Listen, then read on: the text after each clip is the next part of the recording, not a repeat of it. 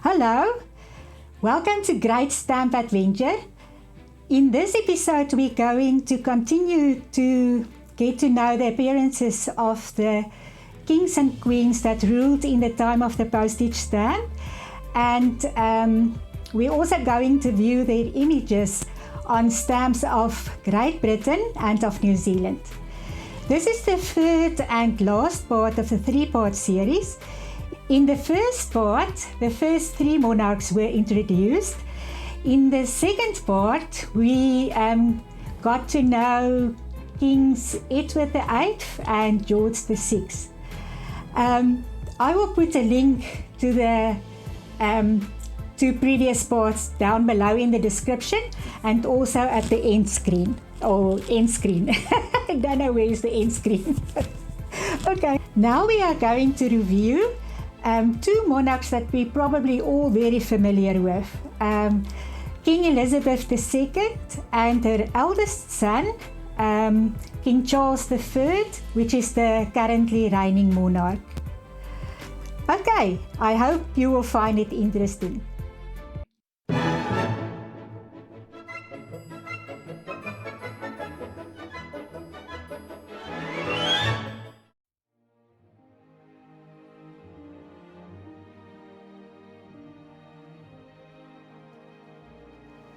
The last two royals in this series are Queen Elizabeth II and the presently reigning king, King Charles III. As I said, we are all probably pretty familiar with their appearances. Elizabeth was the eldest daughter of King George VI. When King George quite prematurely died, she came to the throne in 1952. She is the longest reigning monarch in British history. She ruled for more than 70 years until she recently passed away in 2022 at the age of 96. She was a wonderful monarch, well loved and respected the world over. She personified lifelong service and duty and represented great poise and tradition. In this presentation, I am barely going to scratch the surface of the great many stamps issued during her reign. The first series of definitive stamps in Great Britain during the Queen's reign were the so-called Wildings. The Wildings were in use from 1952, the year that Queen Elizabeth started to rule, to 1971. Here is a small sample of Wildings. Two stamps from the first set that was issued in 1952 and an example of the regional definitives issued in 1967. This one is for Wales. The Wildings featured this beautiful three-quarter photograph of the Queen by Dorothy Wilding, and the Wildings were named after her. In 1967, the Wilding definitives were replaced by the Machen definitives.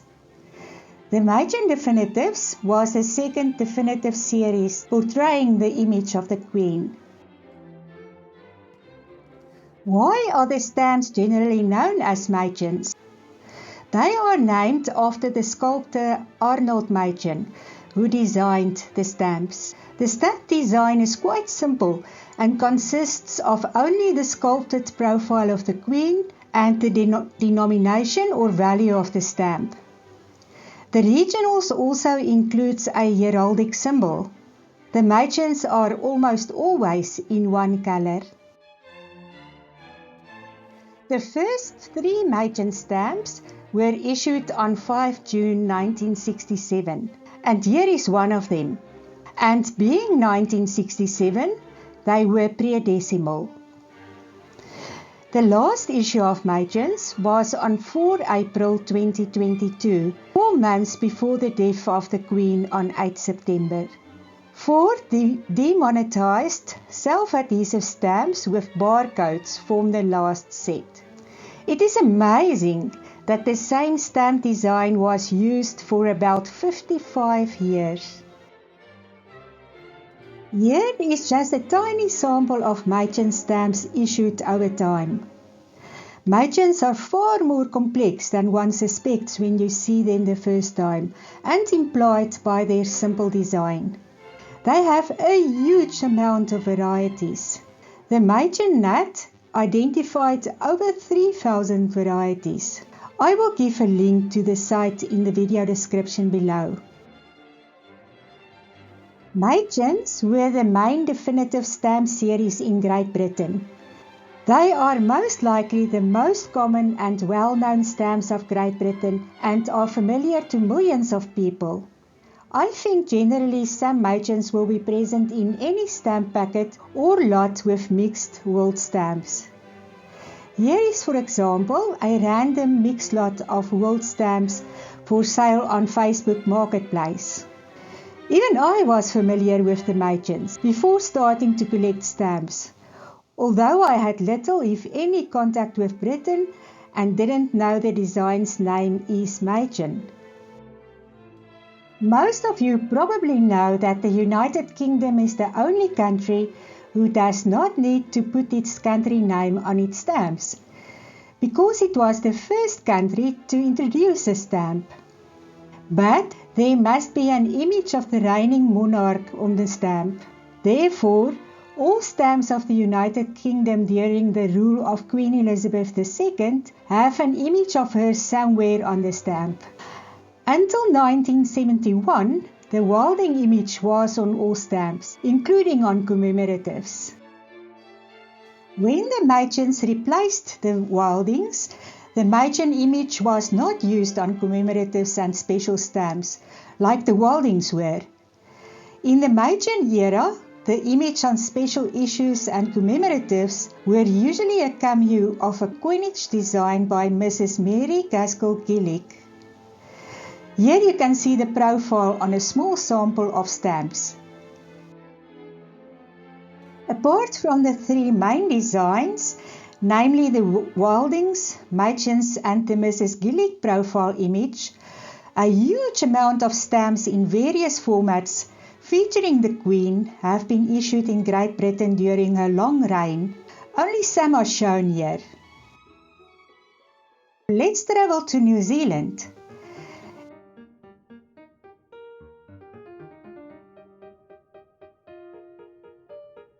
Let's see examples of the first issued definitive stamps featuring the Queen.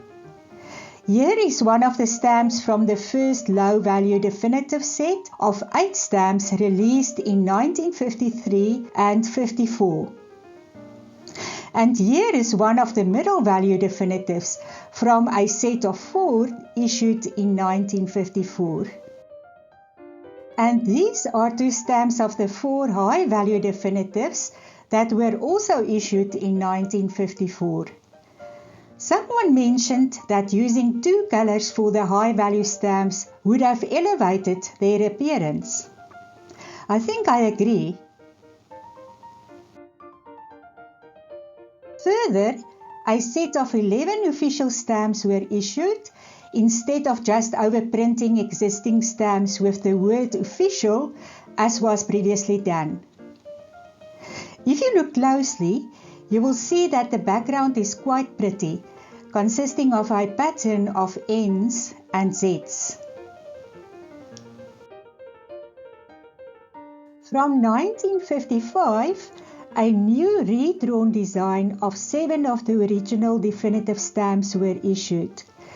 Here is one of the redrawn stamps. For comparison, here on the left is one of the stamps of the original definitive set. The new design was necessary because the denomination on the original Queen Elizabeth low values were criticized as being too small. The first commemorative stamps issued in New Zealand after Queen Elizabeth's ascension to the throne was this coronation set. They were actually the first New Zealand stamps with her image issued. For me, the stamps of this set are beautiful. I especially like the fine detail, layouts and subject matter. Naturally, before the coronation set, other stamps were issued featuring Princess Elizabeth before she became Queen. Queen Elizabeth and her husband, the Duke of Edinburgh, visited New Zealand in 1953, a year after she became Queen. The authorities were in no doubt that this event should receive philatelic recognition. Because it was proposed to issue a coronation set, as well as the new definitive set with Her Majesty's portrait in this year, approval was given for only 2 stamps to commemorate the royal visit. Like Great Britain, also in New Zealand, numerous stamps, commemoratives, specials and definitives in various formats featuring the Queen's image were issued during her long reign. Only some of the stamps are shown here. Finally, in this series, we arrive at King Charles III, the presently reigning monarch.